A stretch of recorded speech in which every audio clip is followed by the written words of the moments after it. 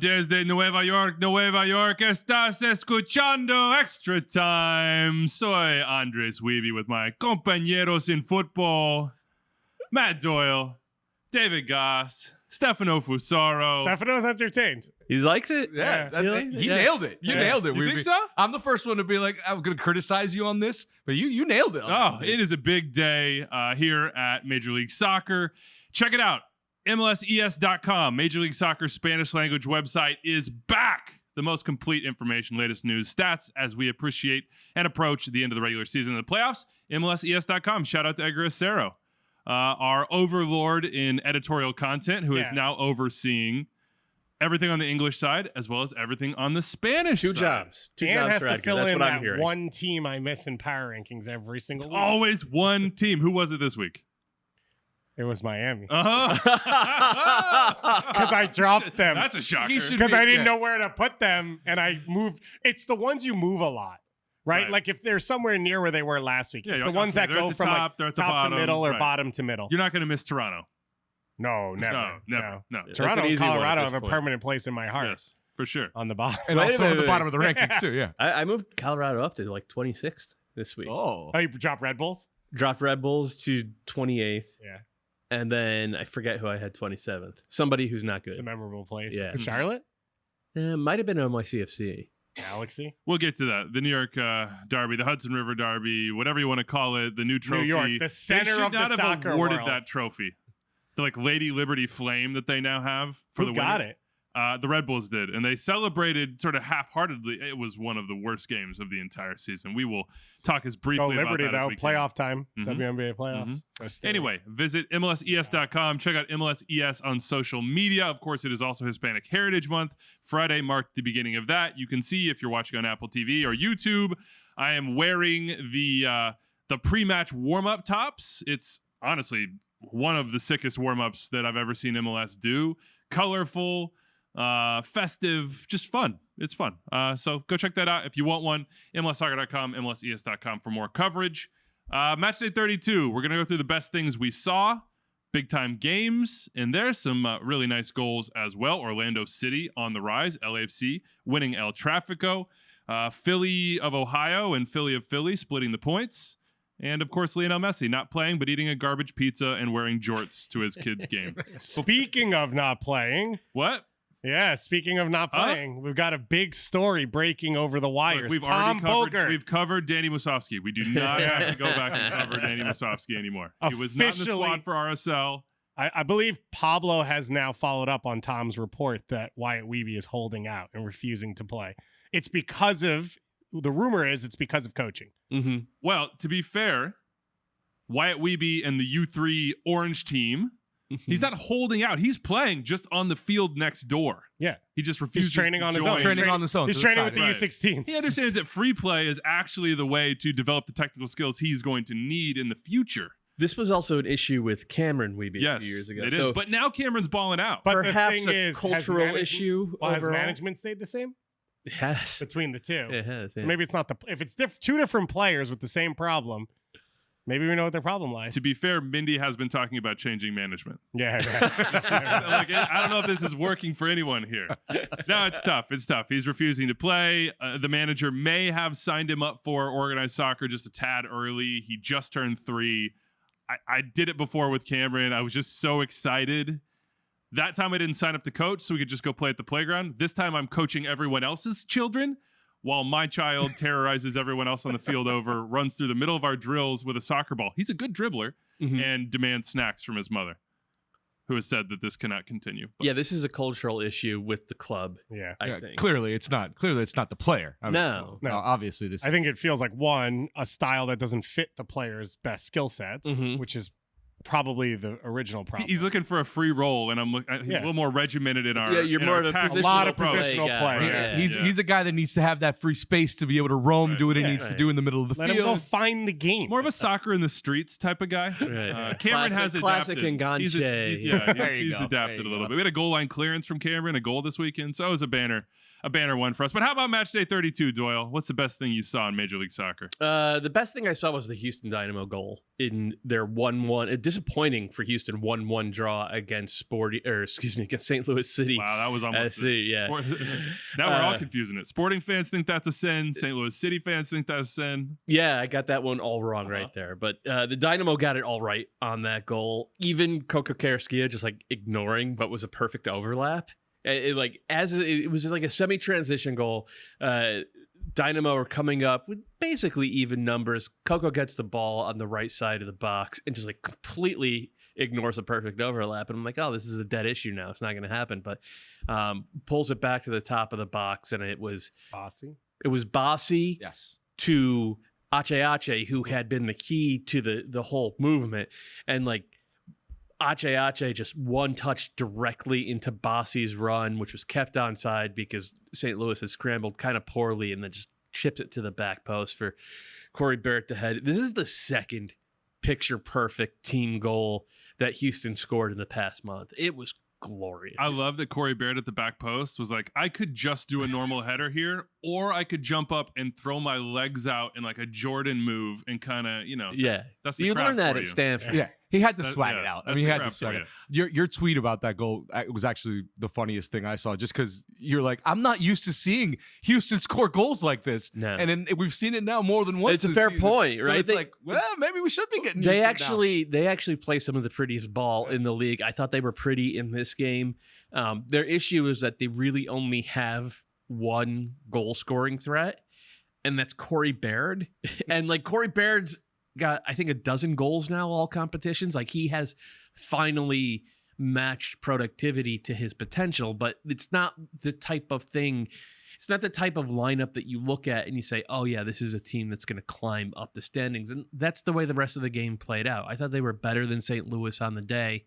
But St. Louis has a way of sticking around, and Houston left the door open. 1-0 lead into the 85th minute, and Klaus makes it 1-1 by being in the right spot to put home a rebound. And you just got to give St. Louis all the credit in the world for even when they're getting outplayed, they stick around and they get results when they shouldn't, and that's why they're still top of the Western Conference. This is the new Benny ball with like 5-a-side, with like a pickup game, the way that they were sort of playing it around and carefree, and the celebration afterwards too. But this is now the Dynamo. They're fighting for a home playoff spot in the first round, the best of 3 series. Stefano, what's the best thing you saw? Before we get there, we need more Corey Baird celebrations. I think you and I are the only one that liked the crowd. He didn't do it this time. I know, though. he went He with hasn't the done it flex. now. I think something him and Flex. Bossy had worked on that Bossy did not remember, because he like did it and looked at Bossy, and Bossy's like, like, what? And he's like, and then Bossy did a different version, and I was like, Where are we on Bossy, by the way? he's good. He's good. I don't know that he's elite, Right. but he fits what they do. Yep. And I think when you talk about what they need, they have a DP in Sebas Ferreira that's not going to be coming back. Mm-hmm. Most likely, they can fill that. Scoring goals for Vasco da Gama, by the way. Is he Sounds like really? a good person to sell to Vasco da Gama. Then it feels like they can fill that role without losing Bossy, and I think he's been better. I mean, he's been better than Franco Escobar, right? Like Yeah. he's first 11 for them, especially if they lose Coco. I think Right. he's someone that you want to keep around for a while. Yeah, I think that's right. And we'll see this weekend because it'll be Coco's suspended. So Right. Kowalczyk, I think, will go into the starting lineup, but Bossy will still be Or out there. Caicedo. No, it'll be Kowalczyk. And here Now we have to check that one on Right. Monday. Now we have to- Check that first I'm one. not going to be here on first Monday, 10 so you have minutes to of do the it show, for we got me. a Coco, Kowalczyk, as well as Caicedo debate. So we're really in top form here. Right on brand. All right, best thing I saw, Orlando City's comeback against Columbus. Columbus has been, I've said it all year, has been one of the most interesting and fun teams to watch. They still are, but the reason that they're so fun to watch is because things like this can happen to them as well. Their defensive issues come back. Orlando, that I think this was a bigger game.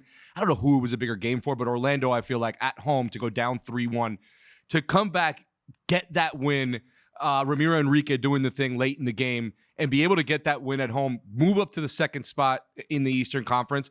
What that means for Orlando now, I think is just huge with the Inter Miami game at home coming around the corner. I think that was so massive to get them, to get that win, to move up, and also put Columbus in a spot where it's like, hey, we're really good on offense, but our defensive issues, we've been able to kind of slide by, still having these issues and still be able to get results. It's starting to creep in, and it might be an issue for Columbus moving forward. I just think it was a very big game, both ends, for Orlando and for Columbus. Not just second in the East, second in the Shield. Right. Surprisingly so. It's one of those results that makes you think, that really gives credence to those that sat and said maybe that Orlando City won the offseason. Yeah. Perhaps. Are these the same people who told me last week that Orlando wouldn't have possession against Columbus? Boom! I had a retort. Those people can't remember if that's exactly what they said. To be fair, to those people. So with Orlando, I mean, we talked about this a lot. I questioned how long it would take to gel. They kept their head above water until it gelled, and I think the big part to me about this game is that they were down 3-1, right, and that there was like no panic to them. They were gifted some opportunities by Columbus, including the game-winning goal. Columbus does that, though. Yeah, yeah, Patrick Schulte decided that he wasn't allowed to use his hands anymore, which I thought was a bold move by him. Yeah, it's we've talked about this multiple times on this show. They've played a lot of games with a bunch of wingbacks as center backs. That happened a lot earlier in the season. They got away with it. Yeah, they got some guys back, but they clearly have some issues back there. And in a game like this, for it all to kind of come collapsing down and lose a game like this, I think it's telling, and it goes to show you, like, is this Columbus team as dangerous as we think? Because they can give up 3 goals like this on a whim and lose any game. So it really kind of throws up in the air how confident some people were about Columbus, including myself. Well, I think for Orlando, it's like Columbus puts their 3rd goal of the game against Montreal away, and Montreal goes to bed. Right. Where Orlando is a top half team of the playoffs, where they didn't, and the chances will still be there. A lot of teams stopped playing, stopped trying. Mo Farsi was a bit of a train wreck off the bench as well, which didn't help.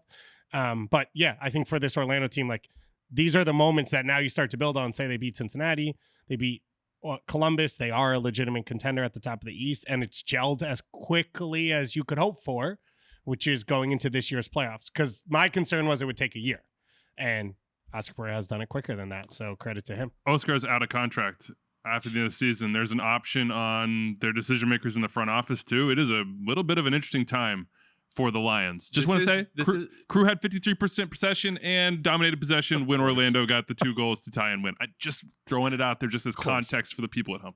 Yeah, 53% is less for Columbus than normal. Okay. We're just talking here. We're just we're just going back and forth. Okay, cool. You were going to say something about No, I was going to Luis say this Luzi is or the something? highest in the standings Orlando have been this late in this season, second in the Shield race. In the first 5 years of their existence, they had 189 points total, did not make the playoffs once. In 3.5 years, essentially, under Oscar Pereira, they now have 190 points. They've made the playoffs every time. They won a trophy last year for the first time in their MLS existence. They've developed multiple young players. Daryl Dike, obviously, but Facu Torres has played his way into being a regular for Uruguay. Who did not start this match. And Duncan McGuire wasn't even available. Wilder Cartagena, who is a very good Peruvian international, he was not available as well. They've done fantastic work. They've done the work that I think we all expected Oscar Pereira to do when he came back from Tijuana and took over. If he is a free agent after this season, which seems like there's a reasonable chance that that's going to be the case, he'll not be out of a job for very long. I think the Portland Timbers area code is calling. Yeah, I think the Denver area code is calling. It's bonkers for Orlando to not give that man an extension. Yeah. I mean, obviously we don't know maybe what's happening behind the scenes. I don't know, but if Orlando lets that guy go after, I mean, it's a proven track record. It's not just this year, right? We've seen him do this. We saw him do it at Dallas. We've seen him do it over the year. Like if they don't re-sign him, it's like, what are you thinking? I just can't fathom them just letting him walk. We're just out here. These are scenarios, no reality. Just of course playing guesswork here. San Diego would need a coach. Would want to establish Chicago. Both of those, you would look at the talent that maybe could be brought up from the academy structure as well. Yeah. Chicago is really interesting. Yeah, because he would have a budget. Yeah. Because like, the one thing you can't knock the fire for is spending.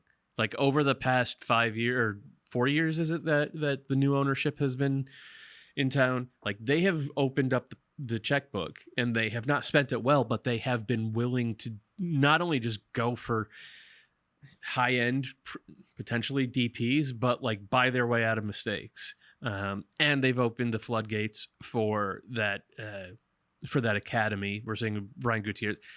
Chris Brady is just like straight up better than Gaga Slonina. He was like the best goalkeeper in the league this weekend. I mean, Again, if Oscar Pereira has out of a job at the end of the season, like he has to be the first call the Fire front office makes. All right. Best thing you saw, Dave? The best thing I saw was New Philadelphia, which apparently is located in Ohio, equidistant between Akron and Columbus. It might be the better Philly now. New Philadelphia is a real place, is what I'm saying. Oh, is it? In Ohio. Oh, I didn't know that. It is wait, I have it up here. It is the seat of the county seat of Tuscarawas County, Ohio. I don't think that's the way. You don't think I just nailed that? That felt smooth coming out. Wait, it's actually called New Philly. New Philadelphia. Wow. Yeah, New Philadelphia, Ohio. But it's not near Cincinnati. It sounds like the setting for like a post-apocalyptic sci-fi movie. Yeah. The play starts in New Philadelphia. Snake Plissken lives there. This is a geography podcast now. It is. I would love that. Oh my God. I'm actually, We could, if you would like it. Actually, it should be a geography quiz podcast. People should send things in that they think would stump us. Yeah. And we'll either shock or astound them. Yeah. One of the two. I normally hit, bat 50-50 on those, or 500.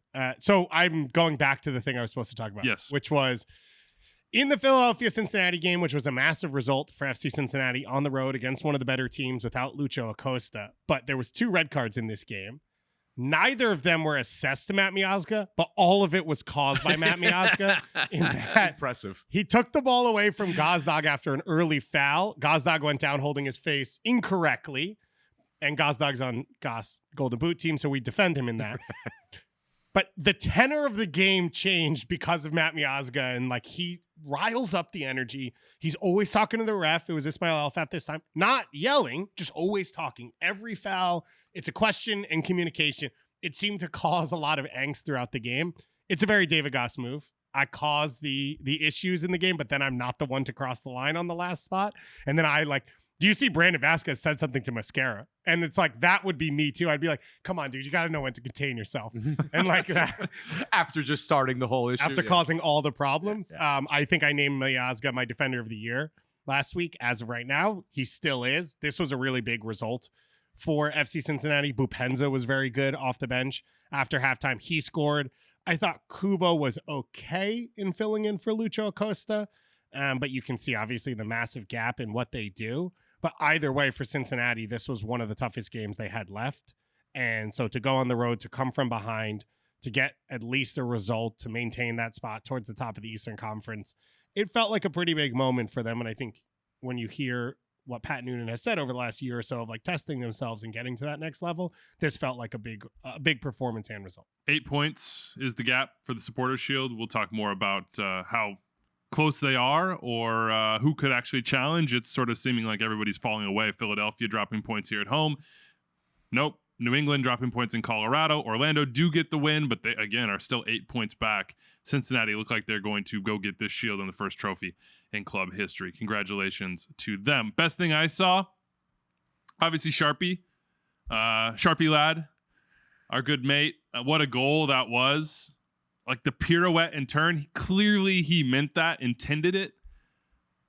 I was astounded by the dexterity, balance, and awareness of that finish. But really, I think it's Denis Bouanga back in form, because while Sharpie scored, LAFC won 4-2 in El Trafico, and this was the result that they needed and the moment they needed for Denis Bouanga. Bouanga had 2 goals in his last 12 league games. They just have not had the cutting edge, had lost 3 straight to non-playoff teams. I know that one of those was Miami, but they're not a playoff team. They're 14th in the East.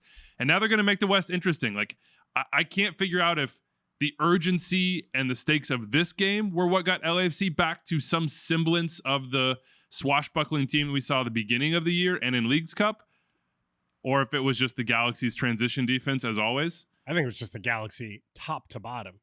The Sharp goal comes 30 seconds after the goal they conceded, and then they scored off like a throw-in. It was a flick by Boyd and then Yoshida. They were not dangerous. No, not otherwise. Really. They didn't dominate the game and where it was played. They basically laid down. And for LAFC, they have not taken advantage of those moments. So I think you're right in like Bouanga finding some confidence.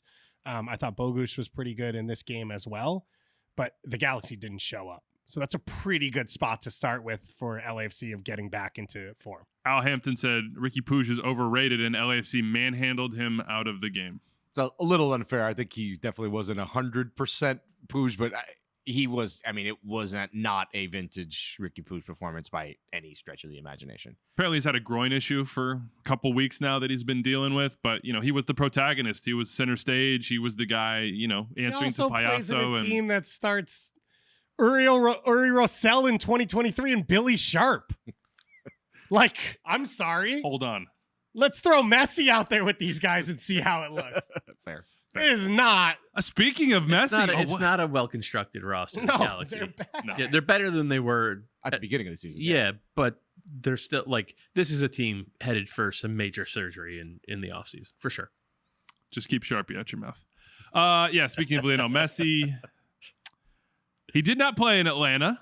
The news came out the night before that he would not travel. Lionel Messi then helped everyone confirm the news by posting a Argentine pizza on Instagram that was immediately dragged for its lack of... Fugazetti? Was it a Fugazetti? Fugaceta. I mean, Fugaceta.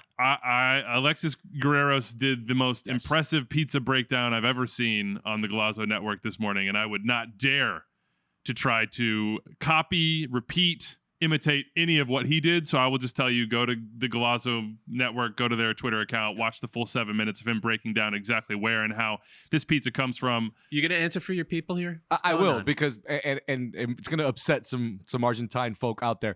I've never liked Argentine pizza, ever.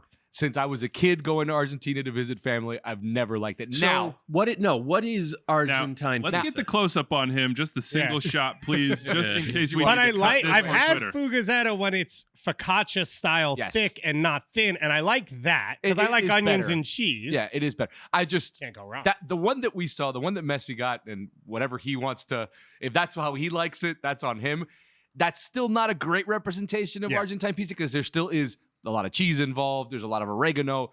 The olives are what kill it for me. I like olives by itself. I don't like olives on my pizza. Onions are good. And it's green olives. It's not black olives. It's green olives, Yeah. And that's always been It's weird. The olives on the pizza, that's a staple for Argentine pizza.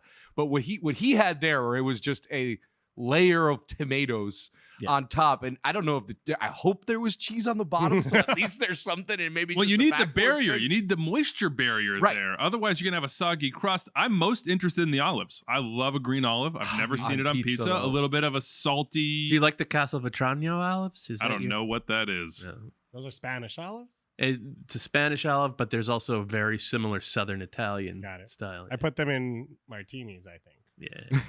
I just eat them straight out of the jar. You could do both with a martini. You put the olive in the martini. also do that, You yeah. drink the martini. Right. Then you eat the olive. You know what you can do? You could freeze the olive juice with the olive in it and use it as an ice cube. Wow. in the That's- martini. That's kind of gross. Okay, so you're Instagram, out. baby. You're You're out about to on the spit a pizza. mint Yes. here. Where do we stand on the jorts? Oh boy. On the on the Saturday morning at the Suns training jorts. The roll up jort, so it's not even like the So we saved Cut off. we saved the banter for 20 minutes into Right. the show. Yeah. I get yeah. it. Yeah. Mm-hmm. Again, I'll say this.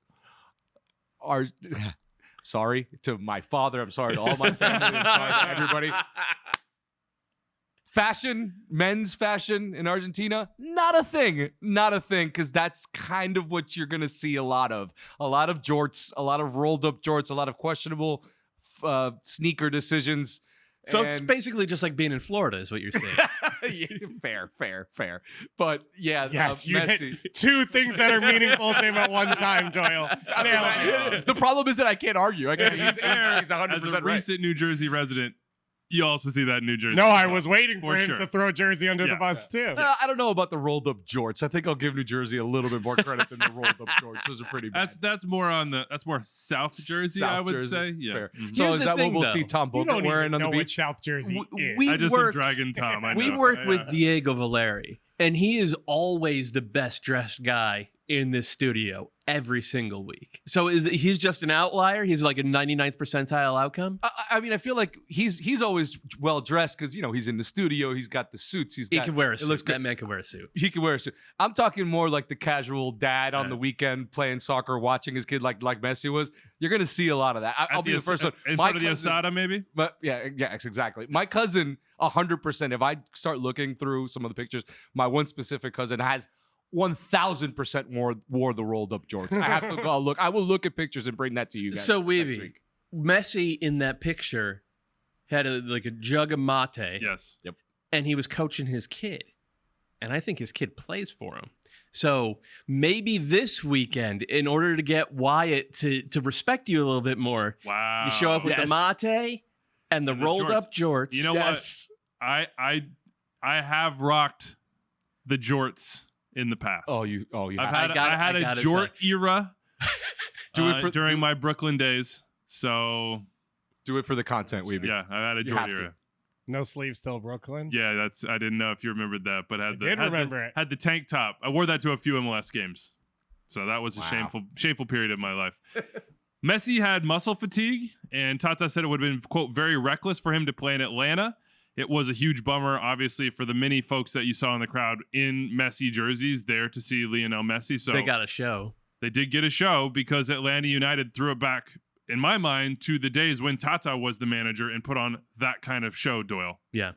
It was really impressive. So they've been doing this thing since the end of Leagues Cup because they were able to add Jean de Silva on the left, who I love. I don't like Sabalo Jovanitsa quite as much on the right, but he's been super productive. Mosquera, the young U22 signing, he's been starting on the right. Yakumakis with Thiago Almada underneath him as a 10 in a 4-2-3-1. And obviously Tristan Muyumba is probably the most important of. So Muyumba answers the big question. Can you win the ball in central midfield? But then the real thing that's happening now is the wingers are so much better that they're not having to throw both fullbacks forward kind of without, damn the torpedoes, without, considering the consequences. They needed to do that earlier in this season in order to create the kind of attacking overloads I think Gonzalo Pineda wants. So by being a little bit more pragmatic about the fullbacks, they're also allowing them to do kind of some fun stuff. And in this game, and mostly since return to leagues action after the Leagues Cup, Brooks Lennon is coming inside. And Brooks Lennon, I know you guys are watching too. He's always been just a strictly north-south player, right? Like, even when he's getting into the box, it's always just been like an outside-in run, trying to get on the back post, put one away. He's a good crosser of the ball, so there was a lot of just like run up the sideline as fast as you can, and you get into the final third, cross it. That's pretty predictable. It is a low percentage play. In this one, he's coming inside, and they did this really good sort of rotation in possession where when they were on the ball, Thiago Almada would get like right into Sergio Busquets' gravity. And like Sergio Busquets is not stupid. He knows who the best player on Atlanta United is. And if Almada comes inside and then drifts outside, Busquets follows Almada. So Atlanta started using that to pop Busquets out of the middle. And at the same time, Brooks Lennon is coming into the middle to take what is now wide open space. First goal happens like that. Third goal, the one that Brooks Lennon scores, happens like that. It was like, oh, Thiago Almada, Brooks Lennon, and Gonzalo Pineda are just out here outfoxing Tata Martino and Sergio Busquets. Like, that was real, like, MLS good stuff that gets you going, and maybe you need to call the ambulance at one point. Eyes right now. Eyes popping out of his head. I could not believe what I was seeing. If you're still excited about the day after, please call a doctor. Yeah, exactly. Yeah, exactly. And like Atlanta's not perfect. Like, they still give up a ton of chances. Like, their defensive rotations are still slow. Like, we saw it on the first goal, which, by the way, Leo Campana. Banger goal was given Miles Robinson's sombrero right in the middle of the box. Like, that was spectacular. But like, the real problem with that was Dixon Arroyo had 10 minutes to pick out his spot and stride into it. And even a guy who is not a goal scoring threat, which we all agree Arroyo is not, like, even a guy who's not a goal scoring threat, you give them that much time, they're going to create some kind of danger.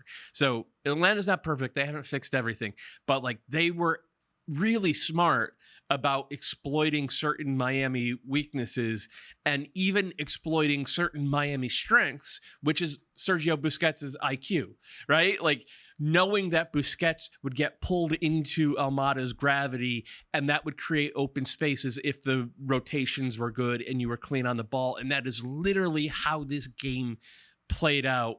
Atlanta 3-1-1 since the return to action after Leagues Cup. The only loss was late breakdown against Cincinnati in a game that I think that Atlanta had kind of controlled for the first 80 minutes.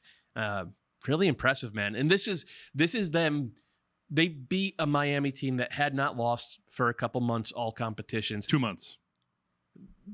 Like, we have thought Miami was going to lose at times, right? I thought that LAFC were going to get them. I thought Nashville was going to get them in that second game, but it wasn't going to be like this.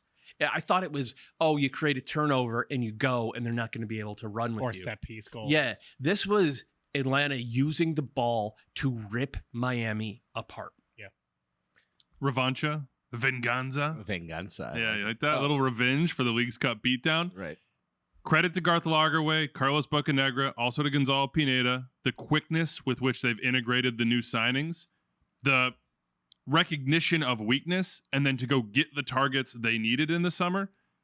How have they changed your perception of them? Completely. I think going into this game last week when we were previewing, I said I didn't consider them a real soccer team when they played in Leagues Cup. I think Doyle mentioned it. Muyumba is the biggest of all of it. It's the first time they've had balance, probably since MLS Cup. Like, even after that, they have not been a team in which if they turn the ball over in one part of the field, everything is covered behind it or can be covered for. And they haven't had players who will readjust to what other players do. So when you look at Rossetto and whoever else he's played in midfield, he leaves a ton of gaps. He makes a ton of mistakes. He turns the ball over a lot. I'll tell you, Rossetto is one of the worst starting players in Major League Soccer. As has been Franco Ibarra and Santiago Sosa. They don't cover for each other. Muyumba is always moving. Yeah. He's always active. He's always reassessing what's going on in and out of possession and being one step ahead. And if he's not, he's sprinting to get in position. He knows where to foul. He knows where not to foul. That's what I think you saw in this game, was the balance that he brings. Unlocks Almada to do a lot of those things because he doesn't have to stretch. Unlocks the fullbacks to do a lot of those things because they don't have to be in rest defense immediately, and they're not going to give up goals just because they take risks. He is the biggest part of that. And then you add in all the other pieces they brought, and what I think's been really good is the wide players, while they're connected more, and this is something that Araujo struggled with, right, is Almada's the one who should create the game. You shouldn't have the ball all the time. But you can't be the polar opposite, which is I never want to take anyone on, because you are going to get space. And I think the decision-making right now for Silva and Mosquera in when to take guys on 1v1 and when to keep the ball moving, that's been really high level. Neither of them are as good of dribblers as Araujo is, but it doesn't matter because Araujo doesn't do anything after he gets to the spot. Both of them, I think right now, they keep defenses guessing. They keep defenders on them, so it gives space for other players to create chances. And I think Silva's been the key of, he works hard, so he's a part of the team when they helping win the ball back, and then he can be dangerous enough individually going the other way. You know Giacomakis is going to finish. You know defenses are going to scramble when he's making runs in the box. Even on the goal that Kamal Miller scores on his own, it's a nightmare because you have to come to Silva. You know Giacomakis is making a double move behind you and is going to be wide open, and he's going to finish. And I just think now you're starting to see the pieces that fit together. Abram's re-entered the team, looks stable, and Miles Robinson looks back, which is really big as well. Atlanta currently in 6th place, but it is packed up in the Eastern Conference from 3rd, which are the Revs at 48, all the way down to 6th in Atlanta at 45. Home field advantage, not just in the first round, best of 3, but remember, that's going to extend to winner-take-all games after that. Like, it is so crucial. Atlanta are 9-3-3 at home and just 3 wins on the road all season. I know things have changed, but the end of this year, if you feel comfortably in the playoff field right now, is all about jockeying to get home field advantage. That will probably determine your playoff life. That's true for Atlanta. That's certainly true for Nashville below them, Columbus as well. They're all teams that are good at home and not so good away. But a massive result. The flip side for Inter Miami is this was coming at some point. Leo Messi being rested was coming. Some bad fortune, some breaks that didn't go their way was coming. We should make it clear. Messi was rested for the World Cup qualifier as well in Bolivia. So this was not just a, coming to Atlanta playing on turf thing. This was like he clearly has some kind of knock because he does not miss qualifiers. He said it. It's fatigue. I mean, understandably so. Yeah, and he was even asked out after scoring the winner against Ecuador in that first qualifier, to which, again, you can count on one hand how many times Messi's asked out of a game ever in any team he's ever played for. So it's clearly something that they were just, it is a precautionary thing. I do think that it's still, he might have had some sort of issue, but it's still precautionary. I think that we could have expected him to sit and to just be okay, just to make sure he's okay moving forward. It's also, I mean, it doesn't hurt that it's against Atlanta United away on the road. I think all of that kind of played into it. Coming back from Bolivia, even though he didn't play, he was still there. So I think it really had kind of all encompassing. So Miami's 14th, Atlanta are 6th. Not a single team in between those won this weekend. That was the one positive for Miami. Oh, they didn't pay a price for this. Yeah. They only have so many games to drop points Correct. in, which is part of their problem. I did some rough math. Map. Yeah. Tell us about this math. This morning, pretty much it's if DC can get 9 points, I think Miami's in trouble. It doesn't feel like there's another team in between that's really going to hurt them. And Miami are behind Red Bulls, who they already beat, NYC, who they play, Charlotte, who they play twice, and Chicago, who they play. DC are the last playoff team. They don't play them. So that's... And they have 2 games in hand on DC. Yeah. Right. So that's the one. The math I did is Miami's on 28 now. Yeah. I think I'm never calling it anything but math. I think safely right now, if they max out, they'll get 44 points, which I put down as them dropping points either coming into or out of Open Cup in one of those 2 games. At Orlando feels like that's a big. That's the one before. And then FC Cincinnati at home, if you give them a tie in that game. That put them at 44. DC are at 35 right now. So DC don't have the easiest schedule coming up. They have struggled to get results. They play, I think, at Austin, and then they close things out with one of the other team. Oh, NYCFC, I think, on decision day. That's the team you're watching. Those are the 2 teams, I think, in that run, unless someone does an MLS thing, which is like, oh, yeah, no, it turns out that Every 5 games, Fabian Herbers is the best player in the league for 2 weeks, and then it could shift. I'd be stoked for Fabian Herbers if he ruins Messi's I think plan. Fabian Herbers might be out for the year. Was he hurt? Yeah, I think so. Oh, man, Yeah. Fob. I'm sorry. Fire had that form before Leagues Cup, and it is all All right, I'll say evaporated Jonathan since. Dean. Jonathan Dean. Whoa. Was that the wrong name? Haile Selassie, maybe? Yeah. That could be one. That would be a good one. TBD. Anyway, this was I think for Miami, look, that own goal, the Mayumba goal may or may not have crossed. It was called a goal. No way VAR is going to get involved without a smoking gun angle. So, like, there's some unfortunate scenarios for them. Herbers played 85 minutes this weekend. Well, he was hurt at some point. Doyle hates physical contact, and I'm just 2 bros over here hanging out. It's like at least a third high five you've given him already. Yeah. That's unfortunate for the Fire. I think Doyle's they having a have strong 1 point. goal in their 5 games since Leagues Cup. Nice. Weeby's making excuses why he doesn't know. Hey, no, I'm just Herbers saying. is helping or not. You know what? Is this just a blip?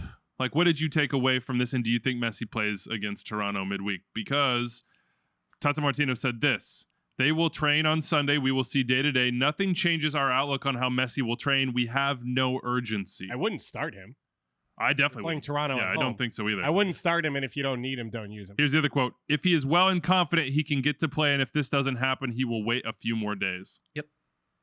I could totally see him coming off the bench if they need him, and if they don't need him, just. And if they need him, that might be a bigger question mark. Right, exactly. Yeah. Exactly. Toronto at home might be a big. And I think even bigger is that then Sunday is the road game in Orlando, Yeah. which I think that is going to go a long way for them either sealing a playoff spot or I know there's more games after that, but that match. But those are if rivalry you get game- those points, those are unexpected points. Yeah. Exactly. I thought Farias was really good in this game. I thought he pulled some strings, but there's no central force without Messi. Now at home against Toronto, they're probably going to have most of the ball. Maybe you go to back 5 with Kristoff being fully back, and you allow the wing backs to help create. Alba didn't play in this game either. If he's back, maybe him and Yedlin as wing backs gives you enough in the attack that you don't need Messi. Based on what the Whitecaps did to Toronto, the more crosses you play, the better. Yeah. Blackman didn't jump for the first goal, and Brian White was simply alone in the 18 on the Ryan Gauld walked 45 yards into that cross. Then Brian White did the only thing he could do, and yet somehow Bradley was like, how did he pop up next to me for a header?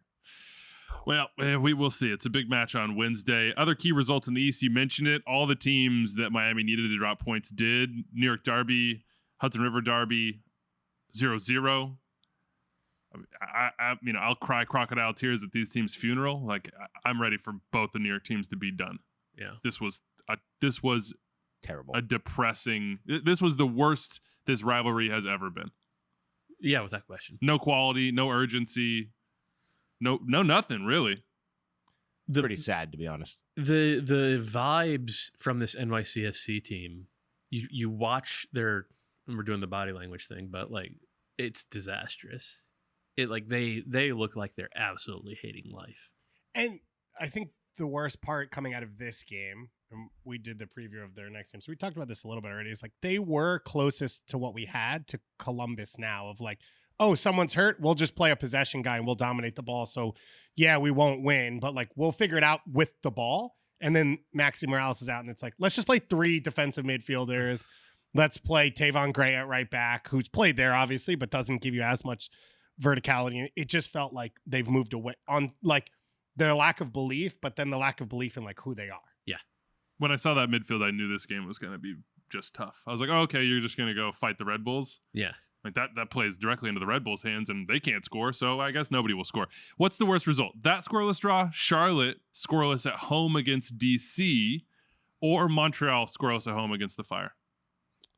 These were all gifts. These were just gift wrapped for Inter Miami. It could not have gone better. Yeah.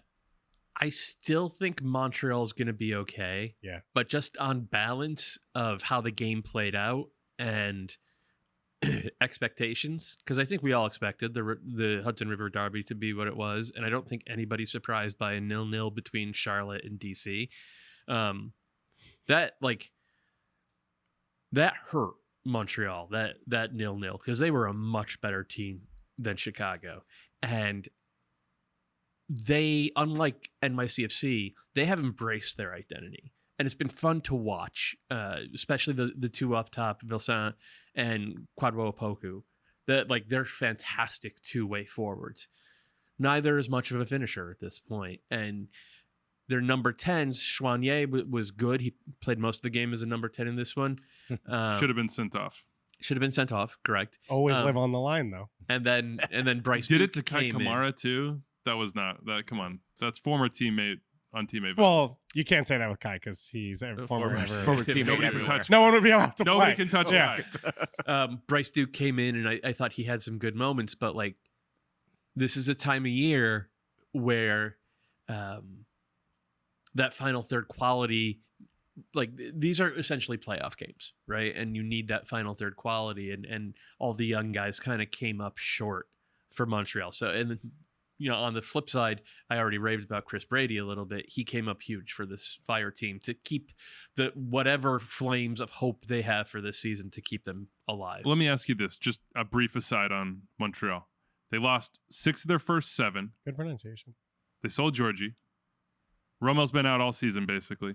Wanyama doesn't play anymore. Right. They what? How many players left? They complete turnover. Kamal for them, Miller, right. Alistair Johnston. It's a long list. Camacho. For them to even be in this Yeah. position right now, isn't that a huge success for Hernan Losada? I think so.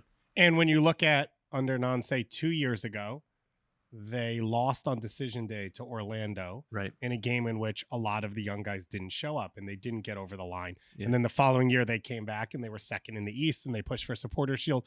So like, Beat that same Orlando team in the Right. playoffs. Beat the brakes off. and I think this team isn't even supposed to be where the team was 2 years ago. Like Yeah. you're still probably a year or two away in the cycle of as guys develop and Mhm. get older.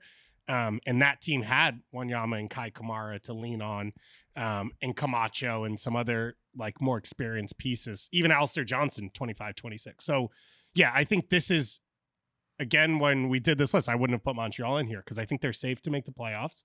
I think they've now found their form and committed to who they are, but the expectations I think are far away.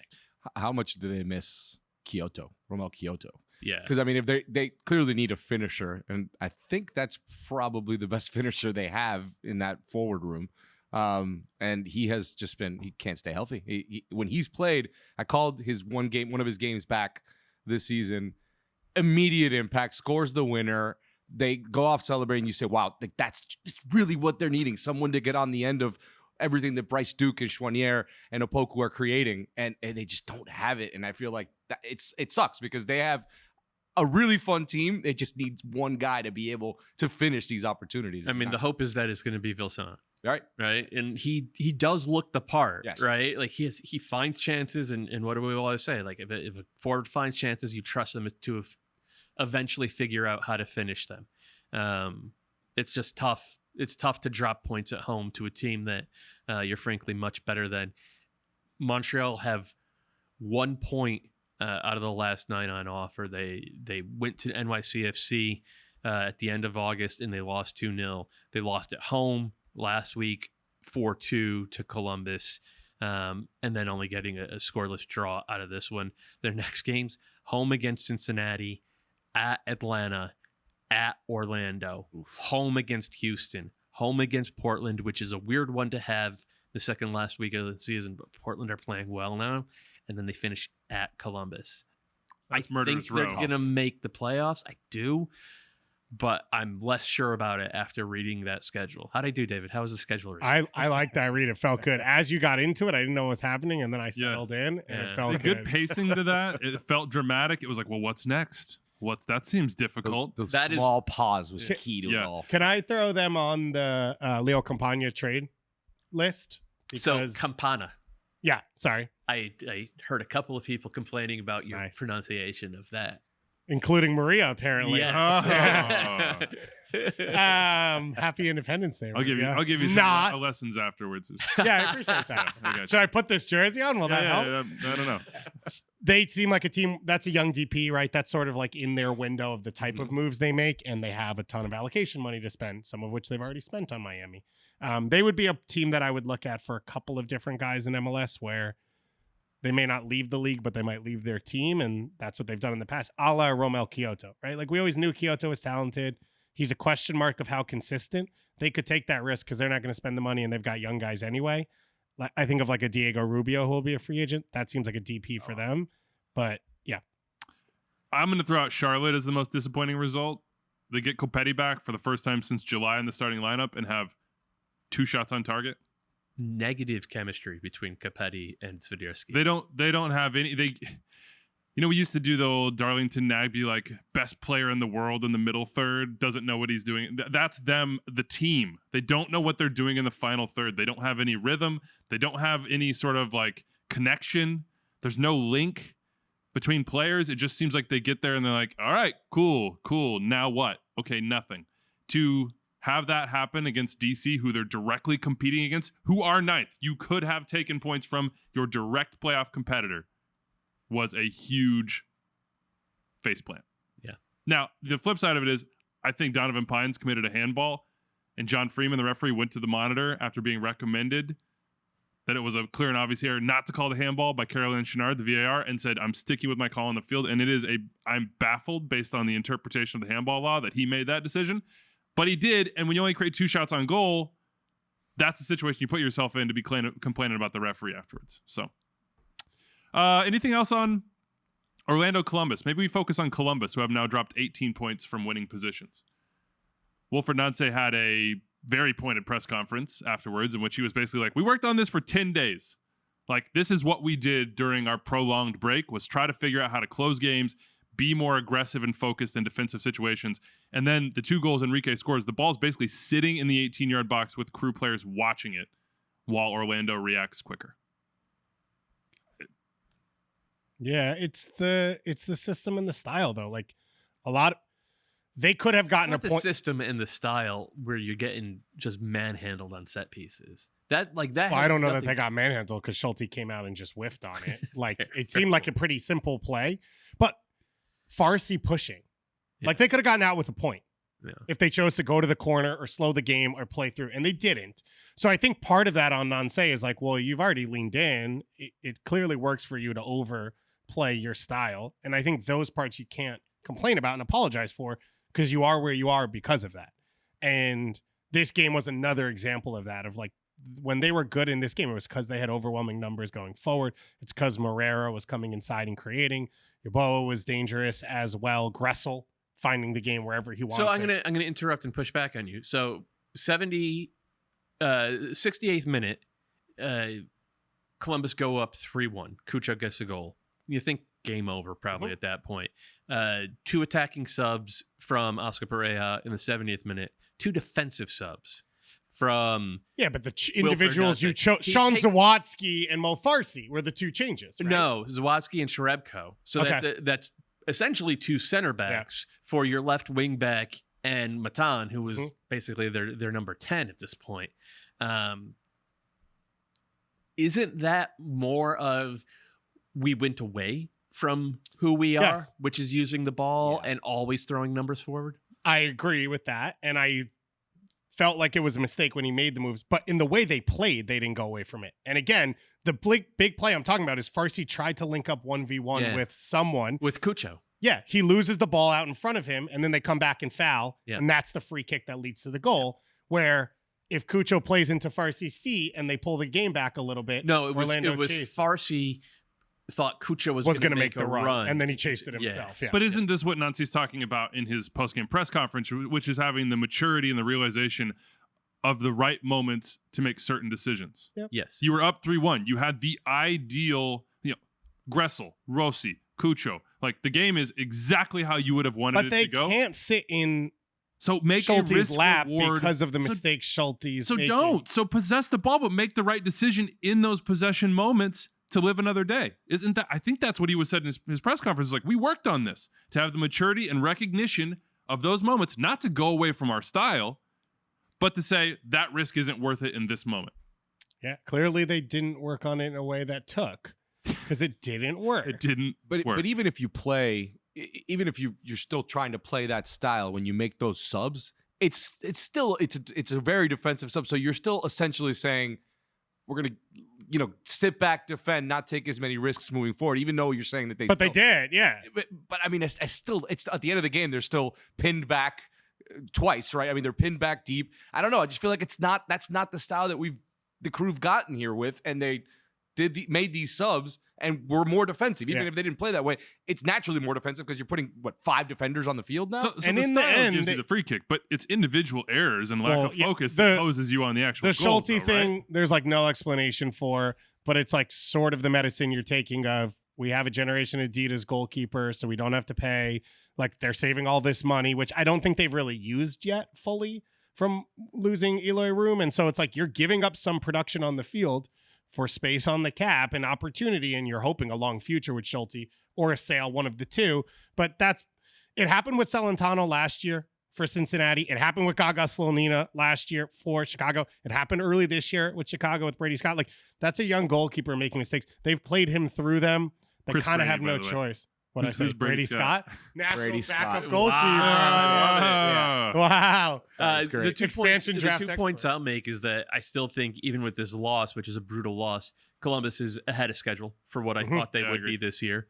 I mean, you and- lost 4-3 at Orlando, who's second in the league. Right. 1 loss in 11 for Yeah. Orlando. Yeah. So they're still ahead of schedule. And 2, I really do think that they will be better because of this loss. I do think that sometimes you need the hard lesson, especially when you have a young team, and they are pretty much a young team at most spots now. This is a hard, good lesson that I expect them to put to use down the stretch here. I still would want no part of this Columbus team if I was heading into the playoffs. My assumption, just going forward, is so off the team we saw this week, Cucho gets pulled into the Matan role and Ramirez comes back on the field. Mhm. But I thought this was the best Rossi has looked so Yeah. far. And their attack is so fun to watch. And all of that is like, I mean, this is why I thought we talked about last would be the best game. And like for 75 minutes, it was absurd. Absolutely. Great game. Also in the Eastern Conference, the Revs, after a very chaotic, dramatic week for them, go to Colorado and lose 2-1. Rapids were up 2-0. Looked really good. There was some news on the Rapids side. Centennial 38, the official supporters group of the club, staged a walkout. Maybe you saw the pictures. They walked out in the 20th minute. There were 4 simple banners left in place. The badge, the players, the fans deserve better. It has been a absolutely rugged season for the Rapids across the board. Obviously, Robin Frazier paid the price for this, but this was the 4th win of the year. Box State Footy hit us up and said, what's the solution for the Rapids and their fans? What does a positive change forward for this club look like? I think it's what we've said kind of over and over and over, right? In this era of MLS, even St. Louis got DP signings right, though they didn't spend at huge levels, and that is not in totality, but in large part what has driven a lot of their success. The Rapids have not gotten DP signings right in a long time, and they don't have the top-end talent to compete with the rest of the league. Are we going to talk about Tafa Navarro claiming that goal? The knee slide for a goal you don't score is Elite. elite. Yes, that's DP behavior. He was very it is. That's DP behavior. He was very good, I thought, in this game. He clearly wants to link up. I mean, he wants to get a goal so badly, and He sometimes faked it. He's super excited. He is. It's very clear that he is juiced to be in Colorado. yeah. So And, that like, is good. That's very good. The other thing that needs to be a part of this Wiebe is like they need to start developing players again. You think about that 2021 team, Cole Bassett, that Sam was Vines. his breakout Sam Vines. season. Sam Vines, another one. Bassett got a goal in this game, and Yep. Calvin Harris got his first goal. Bassett playing as a 10 in a 4-2-3-1. It was a deeper line for Colorado in this game than they had played under Robin Fraser, right? So they were clearly trying to create space to counterattack into. Bassett is much better in that situation than he is in a situation where they're trying to. That's what he played in use the ball. 21. Calvin Harris, Calvin Harris buried DeJuan Jones on that goal, and like DeJuan Jones is probably the best left back in the league defensively. It was really good. They need more of that. They need the DPs to be good, and they need the young players to develop. And I don't know if Chris Little is going to be the right interim guy manager. for that. Yeah. I know you think highly of Yeah. him. Yeah, he was in the Seattle Academy. He did a really good job. He jump-started a lot of the Obed Vargas, Josh Atencio, Reed Baker Whiting, that whole sort of Reed Whiting transformation. Baker. I'll never get that one right now. Although he did get an assist this week, so It was a good RWBIO. It was him. a good He week bodied for- Paul Arioli. Darren- He Darren- earned his name. Darren Yappy maybe got thrust in a little too early this year. They do have talent. Well, Oliver Larraz is one that Larraz, they're yeah. high on. His ACL, I think, sort of put them back of like he was the next for Bassett. Bassett was going to go on loan. There was some of the pipeline stuff that got thrown off for them, but it doesn't change the fact that they need the next Austin Trusty and Keegan Rosenberry of the worlds of like MLS And players. Wallace AIT. Abubakar to be what he was, but they need to keep finding that. Yeah. But remember, those moves all panned out. But like Kevin Cabral was in the same mold of like an undervalued asset you thought could do better. So was in your, Vallecilla. and he They hasn't. thought Vallecilla would be right? the next Trusty. Yeah. And they didn't get it right, or the team wasn't set up to allow those players. They don't have clearly. Abubakar Keita has been a guy that they thought maybe they could do that with. I mean, I think they just extended him. did they? Yeah. Danny Leyva on loan to see if maybe they could Priso. But a lot of those guys just Priso haven't. was good in this game. Priso Right. came on at the half-hour mark. But he hasn't. No, I mean, he has we're talking not. about a full season of contributions. There's a reason why they've won 4 games. Yeah. Diego Rubio's been hurt. He was really the only. So all this stuff that we're talking about, and I'm going to bring it back to the St. Louis thing, like all this stuff that we're saying, we're just like naming players on the Colorado roster who have not produced this year. We could be doing the same thing with St. Louis, and those players have produced. You know, Jared Stroud, Samuel Adeniran, Nico Gioacchini. These were guys on the scrap heap. St. Louis went out and found them and has gotten like high-level contributions from each one of those guys. And if that is how you're going to do business in MLS, then you have to be on the same page, coaching staff, front office, game model, and you have to understand how to put these players in a position to succeed. And what St. Louis is showing is that you can do that. And I would argue that Columbus is showing that with a lot of these guys as well. And it's a completely different game model, right? So it's not just cookie cutter, one size fits all. You just have to have clarity of how it's going to happen.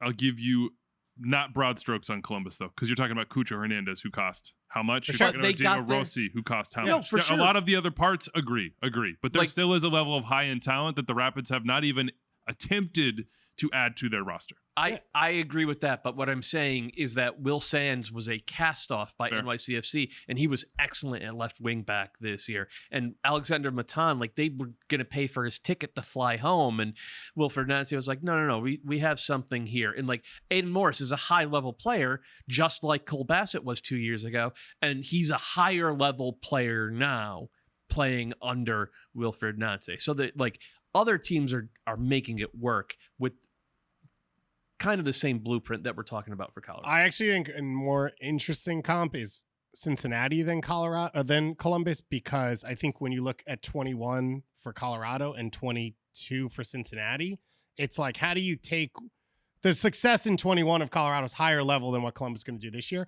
But it's like, how do you keep the momentum going in the right direction? And Cincinnati brought in Noboto, who's elite, and like made it easier for players to continue to progress, where Colorado's like, we can actually sell and not replace because like we were good.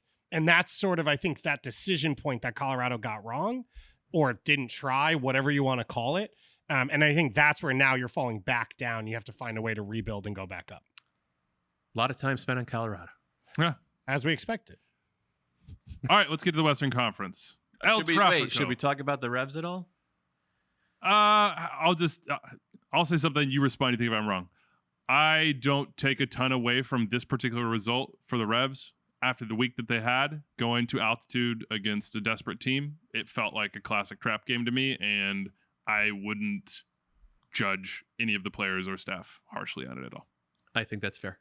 I actually thought the Revs looked good at times, especially going forward. Those wingers, Nacho Heel and Shankalai, they create some danger. I think the Revs are going to be okay. You know, we always talk about the altitude in Bolivia. You got to talk about the altitude in Colorado too, right? Yeah. I mean, come on. Fair point. Big game for the Rapids. Congratulations to them. It's been a tough season. El Trafico has been tough for LAFC this year, at least the last couple. What do we think of Bouanga back and vibing? And here's the question for you between them and St. Louis. If the playoffs started today, who would you have more faith in to make a deep run? LAFC or City?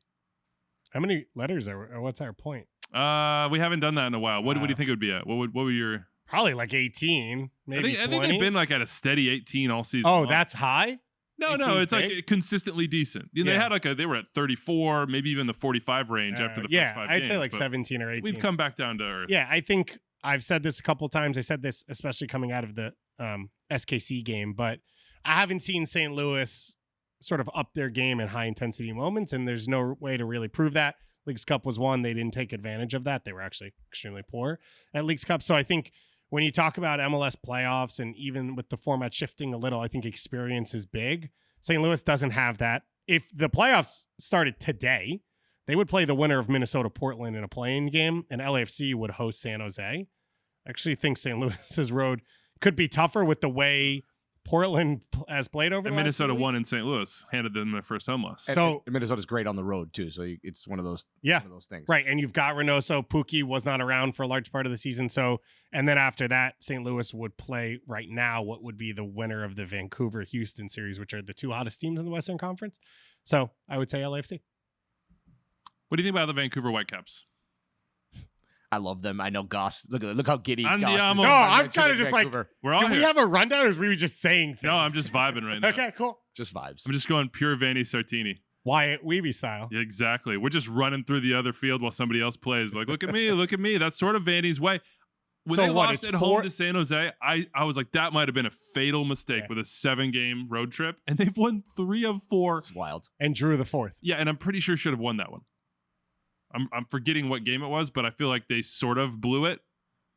Was it in Portland or did they win that game? I don't know. This is They might have beaten them. good memory on our This part. game, by the way, no Kubas, no Sam Adekugbe. So to go, obviously Toronto's And a bit of a Vite mess. off the bench. Yeah. And this is what Vanny Sartini has done really well is sort of create depth in that central midfield and depth in flexibility in how they're going to play, right? Because when it's Ali Ahmed in central midfield, Ali Ahmed, Schopf, and either Kubas or Seb Berholt are playing as the 6. They play against the ball. They create a lot of turnovers. They get out on the run. They use those wing backs, even when it's not Adekugbe. They're very good at using those wing backs. Then when it's Vite in, he's more of a kind of a true number 10. They use the ball more. They actually start being more of a possession team than a sort of pace and space type of team. I assume that's why you're saying you love 100%. to watch. Yeah, it's just great. They're great to watch. I mean, it's fast. It's kind of chaotic, which is it's always fun. Vancouver all season long. It's for the sickos. Those late night, Oh, yeah. 10:30 kickoff. Vancouver against Portland or Vancouver against whoever. It's always so fun to watch. And if you're missing out on the East Coast, you're missing out on just fun soccer. It's literally been my favorite team to watch probably this season. But I think what we've seen on the road trip is the depth of the team. Like to be able to maintain performances like this and swapping in so many players and the travel being as far as it is, and you throw midweeks in that, is like they've got 4 center backs they're comfortable with. They only play 3. They've got multiple wing backs they're comfortable with. Vite can come in and out. Gald can play different positions. Kubas has come out now and they've been able to cover for him, which I think was the one I wasn't sure they'd be able to get performances if he didn't start, but Ahmed's been a huge part of that. And credit to Berhalter, right, for sort of reestablishing himself professionally. I didn't know he'd be in MLS 2 years ago, if you asked. And he's been pretty steady for them as well. So they've shown the depth to be able to have all this travel and continue to put performances together. And I think the timing of when Larrea and Adekugbe came into the team was key as well. Of like, they had a Now decent Junior Hoylett, run. by the way. Yeah. They had a decent run, and then it's like, oh, we've got reinforcements coming in as well, right as they went into this trip. Larrea has won them some games with his play as well. So, as you said, they're fun to watch. And everything, a lot of 50-50s with them, they win. Like they're 60-40s across the field, and that's all 11 players. And I think that's one of their big advantages is just they win these like must-win moments, and then all of a sudden it's 2-1 them, and they can protect the lead. To go to the Rapids point about replacing players that leave, Gressel left. Obviously, they sold Sergio Cordova, or Cavallini left as well. But then you bring in Larrea and Adekugbe. You bring in Junior Hoylett. They have done their best to replace and keep the season moving. And on 41 points right now, they have games in hand on everybody above them in the Western Conference playoff field currently. So they have an opportunity. If they win their game in hand right now, they would be ahead of LAFC. Yeah. They would jump to 44 points. Yeah. I would love for them to host like a bunch of playoff games. That'd be because Canadian Championship finals have been awesome there. They get 20, 25,000 in the building and it gets loud. And to try and build on that and take it to the next level, they won their first Cascadia Cup since 2016. They've won back-to-back Canadian Championships. Like this would be the next step in the process. Plus, Fanny's got Andiamo sweatshirts, so like you got to get the swag off the shelves. Oh yeah. I just want to make one point. The other thing that Vancouver do right is the draft. They still value the draft. They've gotten Javane Brown, Ryan Raposo, Levante Johnson, Simon Betcher. Like these are all guys who have contributed to this team's success this year, and I think by basically every measure, we consider this year to be massively successful for Vancouver. Yep. Time to finish it off. That's been an issue for him in the past. Yeah. Minnesota at home, not so good. Lose to Sporting Kansas City. The Loons dominated. Sporting Kansas City had very... I was talking about blowing the draft, not getting much out of the draft. Minnesota United, folks. Kansas City get a goal from Gadi Kinda, and Minnesota fans are a little frustrated. Teemu Pukki, this has not gone the way that Minnesota would have hoped it would have gone. He's getting some chances, just not finishing, and that was their issue before. It remains the issue. We spoke about it on our preview. Just Reynoso put so many beautiful, perfect balls into that box in that game for Teemu to just be able to slot that home, or when Bongi's in the same thing.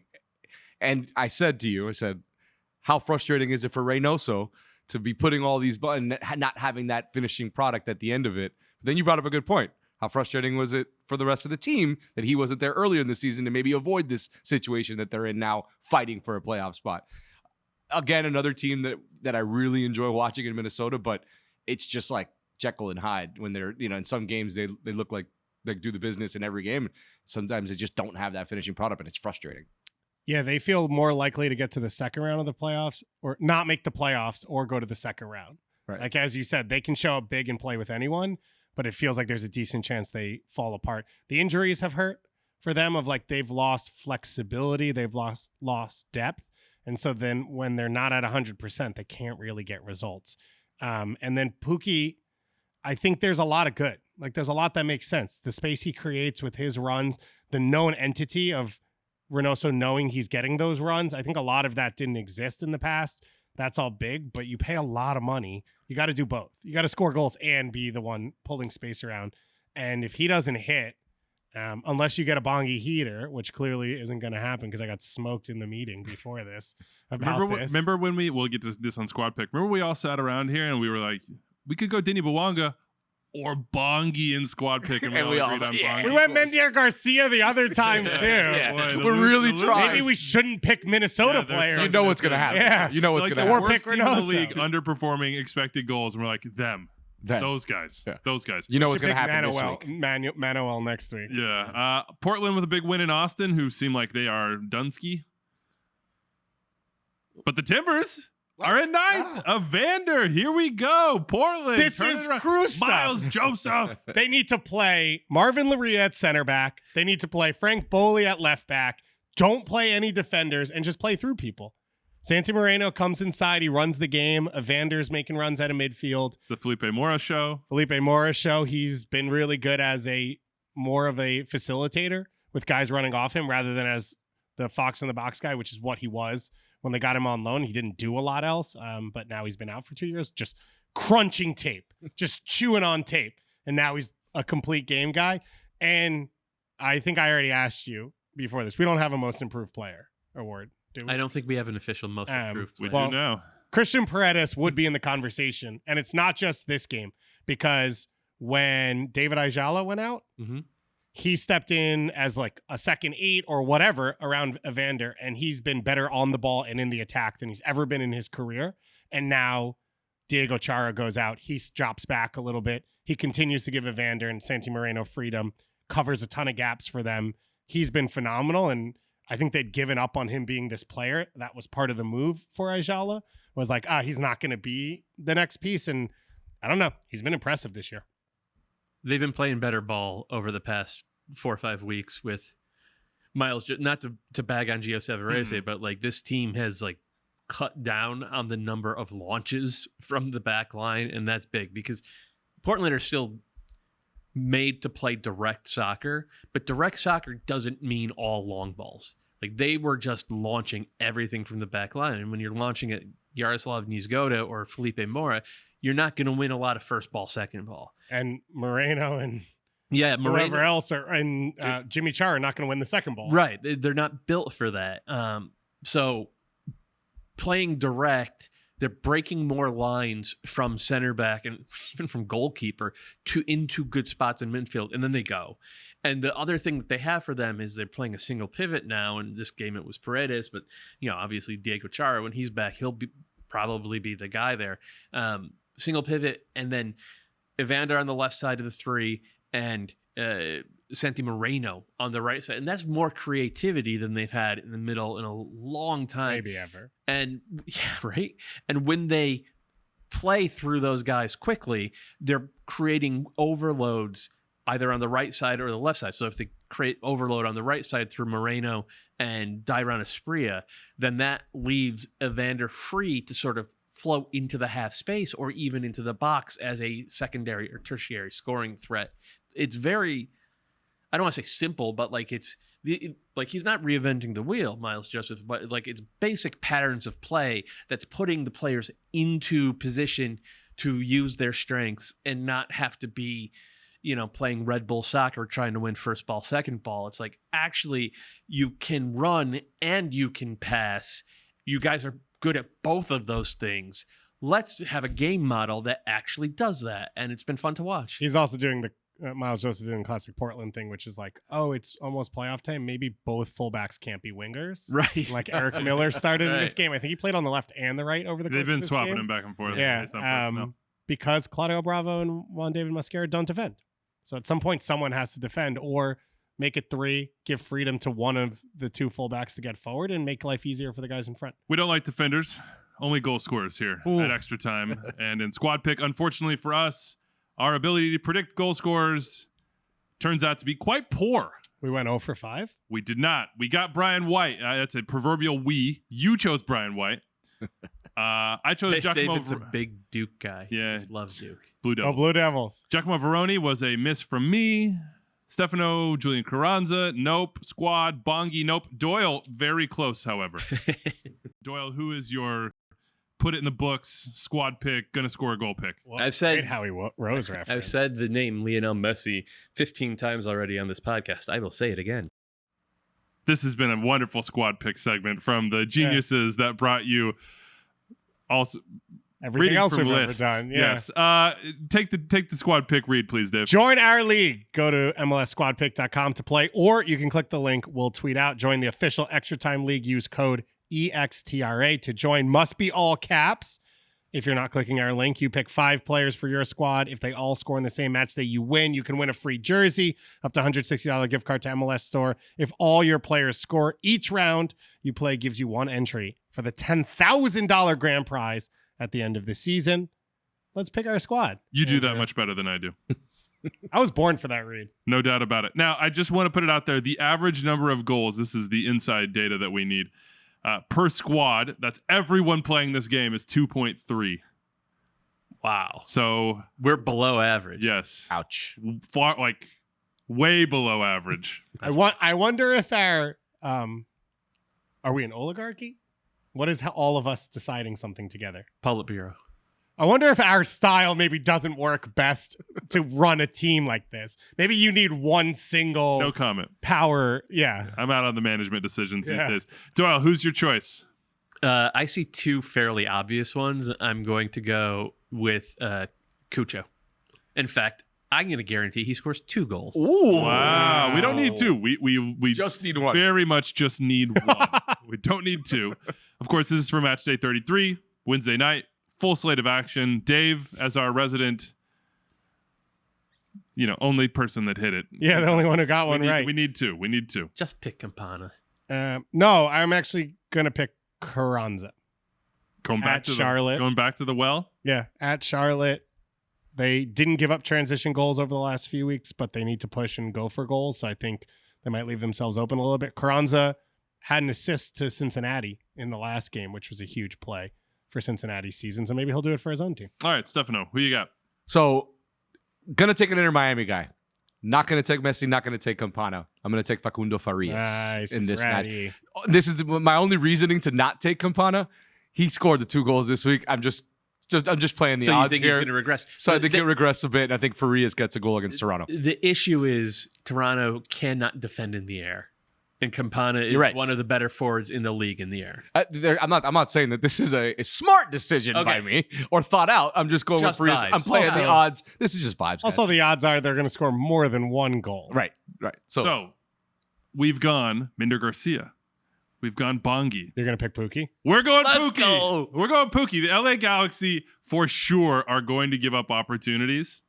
I think Temu Pukki, after literally putting his entire head inside of his shirt after missing a very obvious chance against Sporting Kansas City, is going to make up for it in LA. So now we need a 5th person. Yeah, we right? need a squad pick. I'm looking at, I think St. Louis LAFC, they'll be goals. Yeah, St. Louis. Let's pick João Lost- Klaus. Let's go João Klaus. I'm good What with that. a Anybody goal else? against Houston, by the Sam way. Adeniran will be back. Could go Adeniran. Yeah. But Klaus, 2 goals in 2 Or games. do we stay in that game and go back to Bouanga after the way Don't he's hate it. done? I You know don't St. know. Louis is going to give up chances. break the deadlock here, Doyle? Klaus, I think it's or Bouanga. Or Bouanga. Okay, we're going Bouanga. That would have I worked cannot out last wait week, so for João certainly it Klaus will to not score. work out this Yeah. week for us. There is our 5 for squad pick this week. And before we leave you, we'll have a quick line on biggest matches of Matchday 33. Dave, tell us why we should watch Houston-Vancouver. Because they're the 2 best teams in the Western Conference. They are 4th and 5th. 1 point separates them. Vancouver's in 5th, but they have 1 game less played, so they could jump Houston for a spot in the postseason. They are 2 of the teams that know who they are. They're playing confident. And you look at a game that fits pretty well of like Houston wants a ton of the ball, especially at home. Vancouver is happy to sit off and, as we talked about, hit direct and hit in transition. And so I think both teams are going to be fairly comfortable. No Coco Carrasquilla.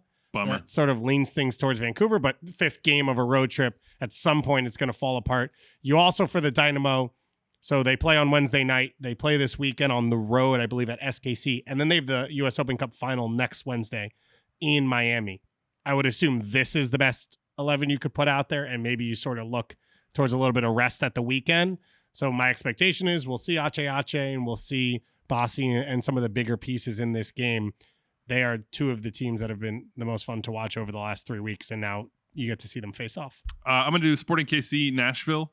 Kansas City was above the playoff line for the first time this year, then dropped below it because of the Portland result, but have an opportunity at home to beat a Nashville team that have been awful in MLS. 1 win in their last 9 games, scored 4 goals in those 9 games, and have been shut out 6 times. 32 goals scored in 27 games. It is just a rinse and repeat. Somebody, please, anybody, help Hani Mukhtar. And Sam Surridge, please let it be you to help my Golden Boot team. All right. St. Louis, LAFC, Doyle. Yeah, top of the West, number 1. St. Louis, number 2. LAFC. If LAFC go to St. Louis and win this, I think the gap narrows to 3 points, which would be the closest it's been in the Western Conference since March. LAFC looked good. It's an asterisk though, because it this Galaxy team Worst defense in the league, just in terms of goals allowed per game and total. That said, St. Louis lets you get behind them. They let you get out and run, and I think LAFC this year are at their best when they're doing that. Bouanga getting 2 goals. Maybe his confidence is back. Carlos Vela looked good, dropping into the pocket as a false 9, creating chances, and of course, they beat the hell out of St. Louis the last time these two teams met. Asterisk on that one though. There was no Tim Parker. There was obviously no Joachim Nielsen, no DPs, no Klaus or Leuven. It was a hugely rotated team, and St. Louis was good for 75 minutes. Okay. So I'm gonna throw that one out with the bathwater and say this is the true measurement between the teams this year. All right. I will accept that. I do think St. Louis are the favorites in this game. They're at home, and home is, they've been very good there. And they tend to come out on the front foot and put pressure on teams right from the jump. And LAFC have not generally come out of the locker room and realized that a game was happening until 10 minutes in most of the year. So this could end up going in that like sort of classic St. Louis at home where they're up 2-0 before 10 minutes are done. Galaxy, Minnesota. Yeah, obviously the main reason we want to watch this game is because we just picked Pookie in our no other reasons for our playoff score line, a goal. Whatever. No, look, I mean Minnesota. This is, to me, it's not a make or break game, but this is a true test for Minnesota. Can you go to a struggling Galaxy team in a moment where you desperately need 3 points to keep moving up the table? Can you go and dominate a Galaxy team that just got dominated against LAFC, that hasn't been good, that it's not a complete roster, that has Riqui Puig not playing the best soccer that he's played this season? So for Minnesota, this is a kind of a put up or shut up game. Like you got to go out there and show that you can take 3 points, take it convincingly, step on the throat, and be able to go back home with 3 points and keep moving up that table. And if the Galaxy don't win it, it's likely that the gap for them will be around 9 or 10 points, right, and it's probably over for them. So they got to win at home. Right. Yeah, it's a desperation game. All right, that's it for us. Sorry for you. I know. I haven't been tending to the shrine the way that I should. I don't think you have. It didn't even move. When you move it cross country, it loses some of its magic. Clearly. Galaxy fans can go ahead and blame me for that. But, they will. Get a little Billy Sharp memorabilia and we'll be back running. All right, that's it for us. Enjoy Wednesday night's action. We will be back on Thursday to review all of Matchday 33. Enjoy your weekend, everyone. Go check out MLSES.com. Adios.